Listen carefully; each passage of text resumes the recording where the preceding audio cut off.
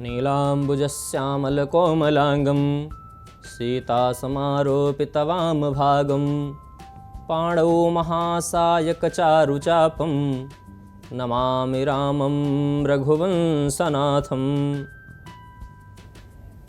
भगवान नारायण को प्रणाम करते हुए बंधुओं, आज हर व्यक्ति की हर घर में यह समस्या उत्पन्न होती जाती है कि हमारी बहन बेटियां विवाह अवस्था में होती हैं और उनके लिए हमें कहीं ना कहीं वर ढूंढने में बहुत ही परेशानी होती है।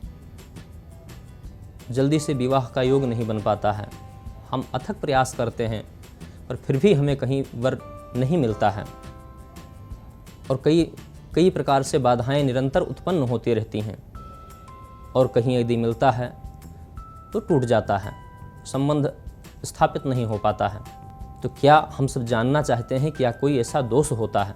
तो बंधुओं, आपको हम बताएं कि जिसकी कुंडली में सप्तमेश 7वां स्थान यदि पुरुष है तो 7वां स्थान उसकी कुंडली में स्त्री का होता है और यदि स्त्री है तो 7वां स्थान उसके पति का, पुरुष का होता है। देखा जाता है कि यदि सप्तमेश उसका बकरी हो, उस घर में बृहस्पति बैठ गया, बकरी हो गया, अष्टमेश से भी विचार किया जाता है और द्वादशेश से भी सुख का विचार किया जाता है। तो हम देखते हैं कि यदि सप्तमेश उसका बकरी हो तो उसके जीवन में कहीं ना कहीं सदैव कठिनाई बनी रहती है। जल्दी से रिश्ता नहीं मिल पाता है, रिश्ता मिलता भी है, बात होती है तो वो टूट जाता है और विवाह का योग जल्दी बन नहीं पाता है। तो ऐसे में हमें क्या करना चाहिए और उसका शास्त्रवत क्या प्रमाण है, यह सभी जानने की बड़ी परम जिज्ञासा होती है।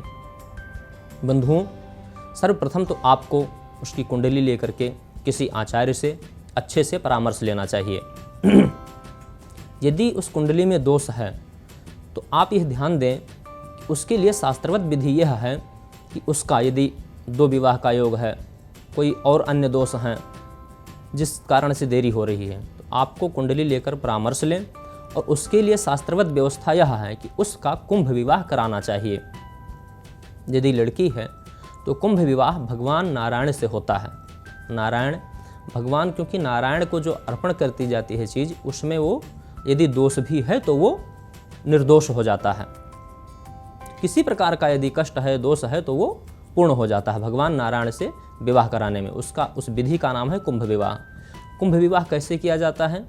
आपका सर्वप्रथम आप पंचांग पूजन करते हैं, जिसमें गणेश, अंबिका, नवग्रह, षोडश मातृका, सप्तघृत मातृका, ओंकार, श्री इत्यादि सभी देवी देवताओं का आप पूजन करते हैं भली भांति। पूजन करने के बाद आप भगवान शिव की आराधना करते हैं, उनका अभिषेक कराते हैं। यदि संभव हो तो 1.25 लाख महामृत्युंजय का जप भी परम आवश्यक है।